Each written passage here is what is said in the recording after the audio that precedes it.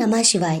प्रिय भक्तों, आप सबको महाशिवरात्रि व्रत की ढेर सारी शुभकामनाएं। भगवान शिव और माता पार्वती की कृपा आप सभी पर बनी रहे। आज की वीडियो में हम आपको सुनाएंगे महाशिवरात्रि के दिन सुनी जाने वाली कथा। पहली कथा में भगवान शिव का माता सती से विवाह से संबंधित कथा सुनेंगे। फिर सुनेंगे महाशिवरात्रि व्रत की कथा, जिसे सुने बिना शिवरात्रि का व्रत अधूरा रहता है। तो आइए प्रसन्नचित मन और श्रद्धा भक्ति भाव से इन कथाओं का पूरा श्रवण करते हैं। पौराणिक कथा के अनुसार ब्रह्मा जी के मानस पुत्र प्रजापति दक्ष ने एक बार आदि शक्ति भगवती की कठोर तपस्या की। उनकी तपस्या से प्रसन्न होकर भगवती ने उनके घर में पुत्री रूप में जन्म लेने का वरदान दिया और सती के रूप में प्रजापति दक्ष के घर में जन्मी। सती बचपन से ही अद्वितीय गुणों, अलौकिक शक्तियां और सौंदर्य से भरी हुई थी। अपने पिता की प्रिय पुत्री थी। जब वे विवाह के योग्य हुई तो प्रजापति दक्ष ने उनके विवाह के लिए स्वयंवर रखा, जिसमें सभी प्रमुख देवता, ऋषियों और राजाओं को आमंत्रित किया गया। केवल भगवान शिव को निमंत्रण नहीं दिया गया, क्योंकि प्रजापति दक्ष भगवान शिव को किसी भी तरीके से अपनी पुत्री के योग्य नहीं मानते थे। साधु सन्यासी का जीवन और भस्म रुद्राक्ष का आभूषण धारण करने वाले शिवजी से वे अपनी पुत्री का विवाह नहीं कराना चाहते थे। इसीलिए दक्ष ने उन्हें आमंत्रित ही नहीं किया और सोचा, जब वे स्वयं ही नहीं आएंगे तो सती भगवान शिव को वर के रूप में चुन ही नहीं पाएगी और किसी अन्य समृद्धशाली, प्रभावशाली वर से विवाह करेंगी। इधर देवी सती बचपन से ही भगवान शिव को अपना पति मान चुकी थी और दिन रात उनकी पूजा में ही लीन रहती थी। उनकी इस इच्छा को उनके पिता भी भली भांति जानते थे, परंतु अपने हठ की वजह से यह विवाह नहीं होने देना चाहते थे। स्वयंवर सभा का दृश्य अत्यंत भव्य था। सभी प्रमुख देवता, ऋषि और राजाओं को आमंत्रित किया गया था। इंद्र, वरुण, अग्नि, यम, कुबेर, चंद्रमा और स्वयं भगवान विष्णु वहां उपस्थित थे। हर कोई यह देखने के लिए उत्सुक था कि सती किसको वरमाला पहनाएंगी। जब स्वयंवर प्रारंभ हुआ तब प्रजापति दक्ष ने सती को संबोधित करते हुए कहा, पुत्री, यह सभा दिव्य गुणों वाले श्रेष्ठ देवताओं और महापुरुषों से भरी हुई है। इनमें से किसी भी एक को तुम अपने जीवन साथी के रूप में चुन सकती हो। लेकिन सती का मन केवल भगवान शिव में ही रमा हुआ था। उन्होंने अपनी दृष्टि सभा में चारों ओर घुमाई, लेकिन जब उन्हें अपने आराध्य महादेव कहीं भी नहीं दिखाई दिए तो उनका मन व्याकुल हो उठा।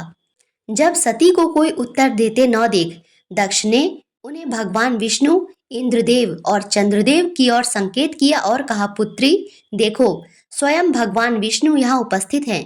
वे सबसे उत्तम और श्रेष्ठ देवता हैं। यदि तुम चाहो तो इनसे विवाह कर सकती हो। लेकिन सती ने अपने पिता की बात को अनसुना कर दिया। स्वयंवर में उपस्थित सभी प्रभावशाली देवताओं को प्रणाम किया और विनम्रता से बोली, मैंने मन, क्रम, वचन से केवल शिवजी को अपने पति के रूप में चुना है और मैं उन्हीं से विवाह करूंगी। यह सुनते ही पूरी सभा में सन्नाटा छा गया। स्वयंवर में उपस्थित सभी देवता, ऋषि यह देख रहे थे प्रजापति दक्ष इस पर कैसी प्रतिक्रिया देंगे। जब दक्ष ने यह देखा कि उनकी पुत्री ने अन्य किसी भी देवता को नहीं चुना और केवल शिव को अपना पति मानने का संकल्प किया है, तो वे अत्यंत क्रोधित हो उठे। उनका चेहरा क्रोध से लाल हो गया और उन्होंने सती को कठोर शब्दों में फटकारते हुए कहा, तुमने शिव को वर के रूप में चुनने की सोची भी कैसे? वह तो एक अघोरी है, योगी है, भूत प्रेतों के साथ रहने वाला है। न उसके पास कोई राजसी वैभव है, ना कोई सिंहासन, ना ही कोई संपत्ति। वह तो शमशान में भटकने वाला सन्यासी है। क्या तुमने यह भी नहीं सोचा कि इस स्वयंवर में कितने योग्य और प्रतापी देवता उपस्थित हैं? लेकिन सती अपने निर्णय पर अडिग रही। उन्होंने शांत स्वर में उत्तर दिया, पिताजी, शिव केवल योगी नहीं, वे योगेश्वर हैं। वे केवल सन्यासी नहीं, वे त्रिलोक के स्वामी हैं। उनकी महिमा का बखान स्वयं वेदों में किया गया है। वे समस्त चराचर जगत के स्वामी हैं। उनसे उत्तम वर कोई और हो ही नहीं सकता। सती के इन शब्दों ने दक्ष के अहंकार को और बढ़ा दिया। वे क्रोध से कांपने लगे और सभा में उपस्थित अन्य देवताओं की ओर देखकर बोले, देखो, मेरी पुत्री अपने हठ पर अड़ी हुई है। वह एक सन्यासी को अपना पति बनाना चाहती है, जो गृहस्थ जीवन के भी योग्य नहीं है।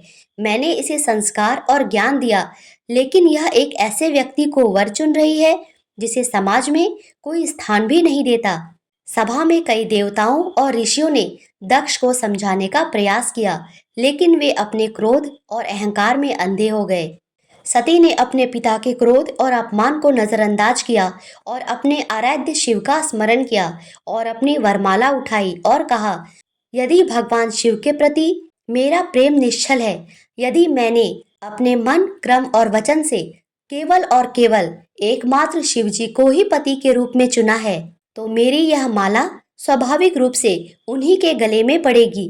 जैसे ही सती ने यह कहा, उनकी भक्ति और प्रेम से प्रसन्न होकर भगवान शिव अदृश्य रूप में स्वयंवर स्थल पर प्रकट हुए। उन्होंने अपने दिव्य तेज से सारी सभा को चकाचौंध कर दिया। अचानक सती द्वारा उछाली गई वरमाला हवा में ऊपर गई और अदृश्य रूप में प्रकट होकर स्वयं भगवान शिव के गले में पड़ गई।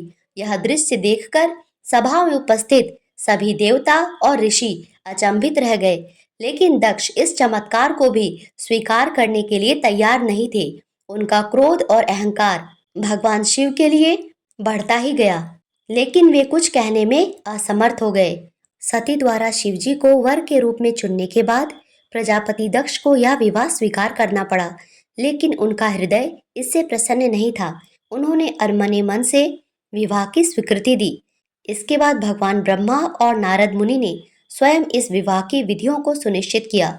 भगवान शिव और सती के विवाह के लिए हिमालय पर्वत को चुना गया।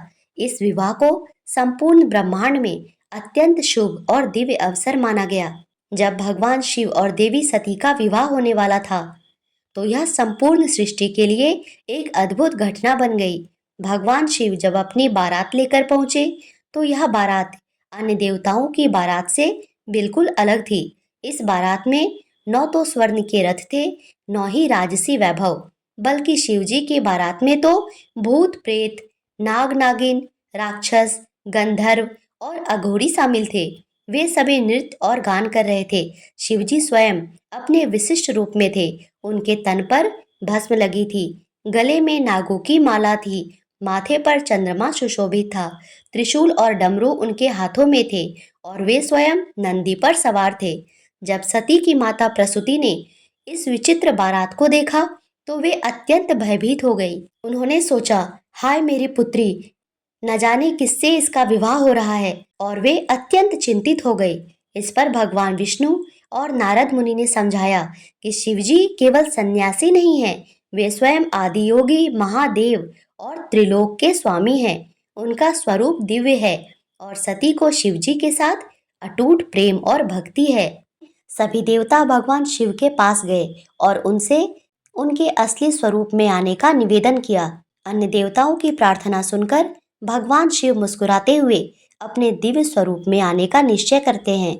उन्होंने अपने शरीर की भस्म को हटा दिया, अपने जटाजूट को सुव्यवस्थित किया, गले में सुगंधित पुष्पों की माला धारण की, श्वेत रेशमी वस्त्र धारण किए। उनके मस्तक पर चंद्रमा और तीसरा नेत्र अपनी दिव्यता बिखेरने लगा।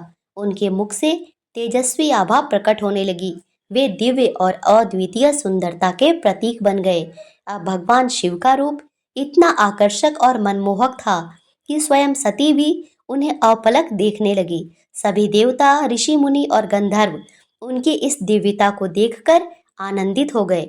जब भगवान शिव ने इतना सुंदर और दिव्य स्वरूप धारण किया, तो पूरी सभा में हर्षोल्लास छा गया। माता प्रसूति ने शिवजी को गले से लगा लिया और उन्हें आशीर्वाद दिया। देवताओं ने पुष्प की वर्षा की, गंधर्वों ने मधुर संगीत बजाया, अप्सराएं नृत्य करने लगी। पूरे ब्रह्मांड में भगवान शिव और देवी सती के इस पवित्र मिलन की जय जयकार होने लगी। इसके बाद विधि पूर्वक शिव और सती का विवाह संपन्न हुआ और वे दोनों सदा के लिए एक दूसरे के हो गए। विवाह के पश्चात वे दोनों कैलाश पर्वत पर रहने चले गए। प्रेम से बोलिए भगवान शिव जी की जय, माता पार्वती की जय।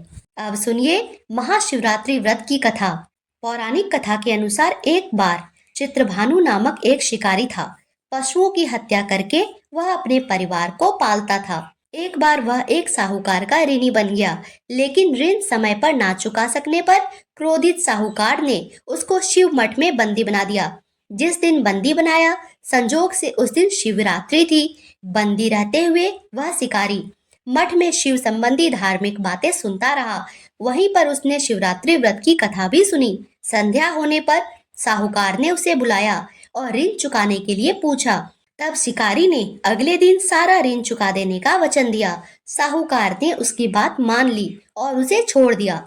शिकारी जंगल में शिकार करने के लिए निकला, लेकिन दिन भर बंदी गृह में रहने के कारण वह भूख और प्यास से व्याकुल था।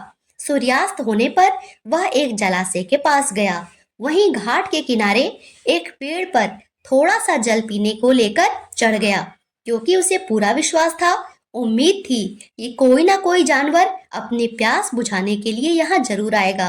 जिस पेड़ पर वह चढ़ा वह एक बेलपत्र का पेड़ था। संजोग से उसी पेड़ के नीचे एक शिवलिंग थी, जो कि उस समय सूखे बेलपत्रों से ढके होने के कारण दिखाई नहीं दे रहा था। शिकारी को भी इस बात का पता नहीं था। वह भूख और प्यास से थका हुआ तो था ही, उसी मचान पर बैठ गया।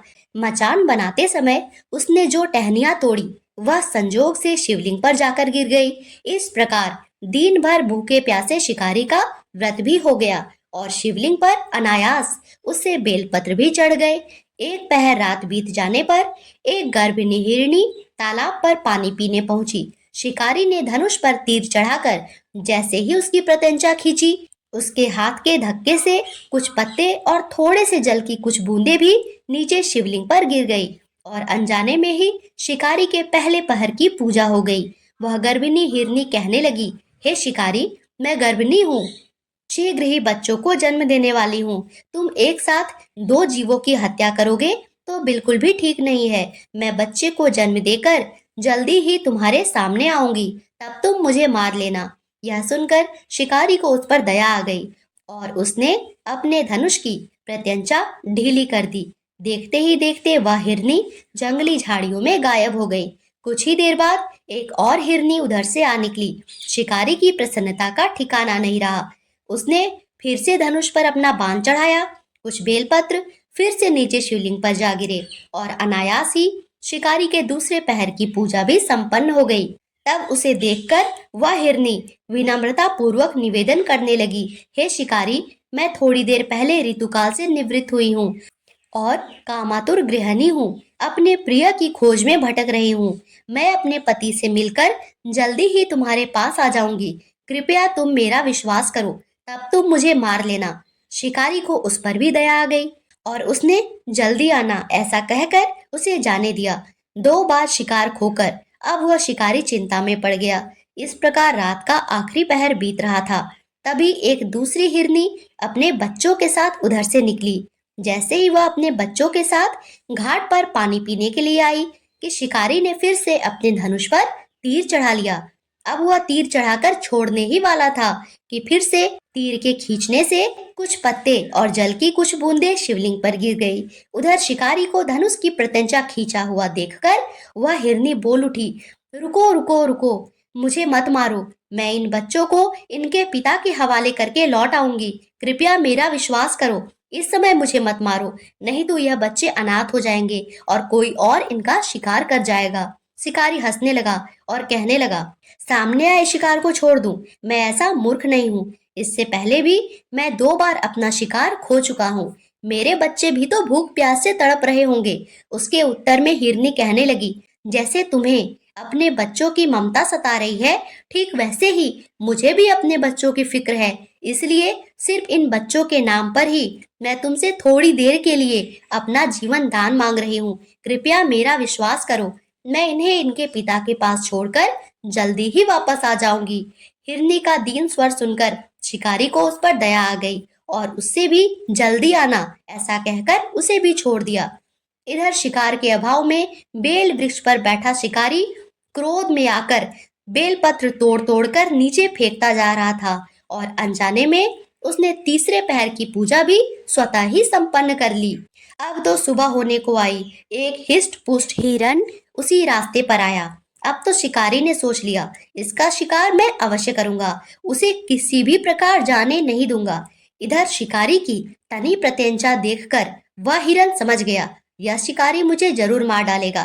फिर भी उसने विनती करते हुए कहा, भाई, अगर तुमने मुझसे पहले आने वाली 3 हिरनी और उनके साथ छोटे छोटे बच्चों को भी मार डाला है, तब तुम मुझे मारने में बिल्कुल देर मत करो, क्योंकि मुझे उनके वियोग में एक क्षण भी दुख ना सहना पड़े। मैं उसी हिरनी का पति हूँ, और अगर तुमने उन्हें जीवन दान दिया है तो मुझे भी कुछ क्षण का जीवन दान देने की कृपा करो। मैं वचन देता हूँ, मैं उन सबसे मिलके जल्दी ही तुम्हारे सामने आ जाऊंगा। हिरन की बात सुनकर शिकारी ने सारी बातें उस हिरन को सुना दी। इधर जैसे ही शिकारी ने फिर से प्रत्यंचा खींची थी, फिर से कुछ बेलपत्र शिवलिंग पर गिर गए थे। अनजाने में ही चौथे पहर की पूजा भी शिकारी से संपन्न हो गई थी। सारी बात जानकर हिरन कहने लगा, हे शिकारी महाराज, कृपया मेरा विश्वास करो। मेरी तीनों पत्नियां जिस तरह से तुम्हें विश्वास दिलाकर गई है, वे मेरी मृत्यु के बाद अपने धर्म का पालन बिल्कुल भी नहीं कर पाएगी। इसीलिए जैसे तुमने उन्हें विश्वास पात्र मान के छोड़ा, वैसे ही मुझे भी जाने दो। मैं उन सबके साथ तुम्हारे सामने जल्दी ही उपस्थित हो जाऊंगा। दिन भर उपवास, रात्रि जागरण और शिवलिंग पर बेलपत्र चढ़ाने से उस क्रूर शिकारी का हिंसक हृदय निर्मल हो गया था। उसमें भगवत भक्ति का वास हो गया था। उसका कठोर हृदय अब कोमल भावों से भर गया। उसके हाथ से धनुष बाण छूट गया। उसने उस हिरन को भी जाने दिया, किंतु वह क्या देखता है, थोड़ी देर के बाद वह हिरन अपने पूरे परिवार सहित उस शिकारी के सामने उपस्थित था। इसीलिए उपस्थित था ताकि वह उनका शिकार कर सके। किंतु जंगली पशुओं की ऐसी सत्यता, सात्विकता और आपसी सामूहिक भावना देखकर उस शिकारी को बड़ी ग्लानि हुई। उसकी आंखों से अश्रु की धारा बहने लगी। उस हिरन परिवार को ना मारकर शिकारी ने अपने कठोर हृदय को जीव हिंसा से हटा लिया, सदा के लिए कोमल और दयालु बना लिया। उधर देवलोक से समस्त देवतागण इस घटना को देख रहे थे। उसके ऐसा करने पर भगवान शंकर ने प्रसन्न होकर तत्काल ही उसे अपने दिव्य स्वरूप का दर्शन कराया और सुख और समृद्धि का आशीर्वाद देकर गुह नाम प्रदान किया। यह वही गुह था जिसके साथ भगवान श्री राम ने मित्रता की थी। इस प्रकार भक्तजनों, महाशिवरात्रि पूजन की पौराणिक व्रत कथा समाप्त हुई। प्रेम से बोलिए ओम नमः पार्वती पते, हर हर महादेव।